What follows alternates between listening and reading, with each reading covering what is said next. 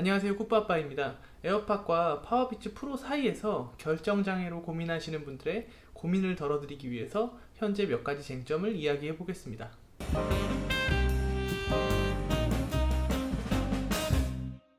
첫 번째는 미세먼지 대국인 우리나라에서 마스크를 쓰거나 안경을 착용했을 때 무리 없이 이용할 수 있는가입니다.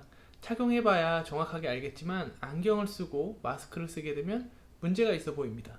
물론 여러 가지를 고려해서 설계를 했겠지만 10번에 한 번이라도 귀에 줄이 걸리게 된다면 불편할 가능성이 있습니다. 이 부분을 체크 안 하시고 구입하려고 하시는 분들은 꼭 한번 고려해 보세요. 두 번째는 커널형과 오픈형 차이에서 오는 고민입니다. 태생적으로 추구하는 방향에서 차이가 난다고 보시면 되는데요. 보통 에어팟 타입이 외부에서 오는 소리를 비교적 잘 들을 수 있고 균형감 있는 음질을 제공하지만 귀의 모양에 따라서 쉽게 빠지거나 밀착의 정도 차이가 음질 자체를 달라지게 할 수 있습니다. 파워비치 프로는 커널형으로 상대적으로 외부 소리가 덜 들릴 가능성이 높겠지만 귀의 모양과 관계없이 고른 음질을 제공할 가능성이 높다고 생각됩니다. 이 부분은 사실 직접 들어봐야 알겠지만 베이스 쪽도 좀 더 보강해서 나온다고 하니까요.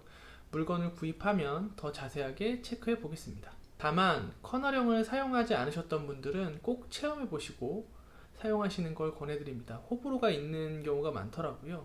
세 번째는 사용자의 생활 패턴에 운동이나 붐비는 대중교통 이용 빈도 차이를 잘 체크하셔야 합니다.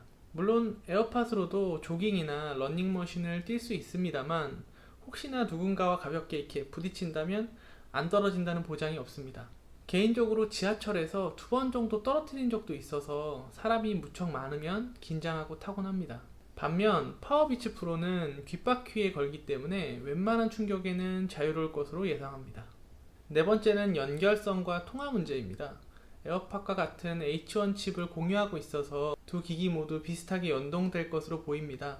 일부 리뷰 영상에서 에어팟과 같은 방식으로 뚜껑을 열면 연결되는 듯한 모습을 보였는데요. 이 부분은 제품이 나와보면 더 확실하게 알 수 있을 듯 하고요. 전화통화에서 제작자 측 설명에 따르면 두 방향으로 한쪽은 소음을 가속계로 줄이고 음성은 좀 더 명료하게 들리게 한다고 하는데요. 이 부분은 에어팟과 자세히 비교해야 할 포인트입니다. 체육관과 같은 좀 시끄러운 환경에서 소음을 줄이는 게 에어팟2 수준을 얘기하는 건지 그 이상을 말하는 것인지는 외신을 아무리 찾아봐도 없더라고요. 그 내용 자체가. 종합해 볼게요. 에어팟은 일상에 가까운 기기입니다. 제가 이것을 착용한지도 모르고 있을 때가 많을 만큼 장시간 착용하고도 귀가 아프지 않습니다. 뿐만 아니라 가볍고 소리도 균형감이 있습니다. 2년 동안 구입한 기기 중에 단연 최고인데요. 반면 파워비치 프로는 장단점이 좀 더 잘 두드러지는 기기로 보입니다. 9시간의 재생시간, 운동에도 무리가 없이 사용 가능한 디자인, 그리고 방수 기능, 호불호가 갈리는 커널형 이어폰과 마스크 이용의 불편함이 예상됩니다. 그럼에도 불구하고 기대가 되는 점은 애플이 비치를 꼭 살려야 하는 절박함을 담은 제품이기 때문입니다. 과거에 에어팟이 애플의 효자 상품이 됐듯이 이 제품도 충분히 역할을 해주기를 바랍니다. 블루투스 이어폰 시장에서 에어팟만이 독주하기보다 다양한 매력있는 기기들이 서로 경쟁하기를 기대하며 이 영상을 마무리하겠습니다. 다음 리뷰는 실사용에서 통화 음질과 마스크와 안경을 실제 착용 시 불편한 부분을 체크하고 무선 연결이 최대 얼마까지 되는지 비교해 보겠습니다.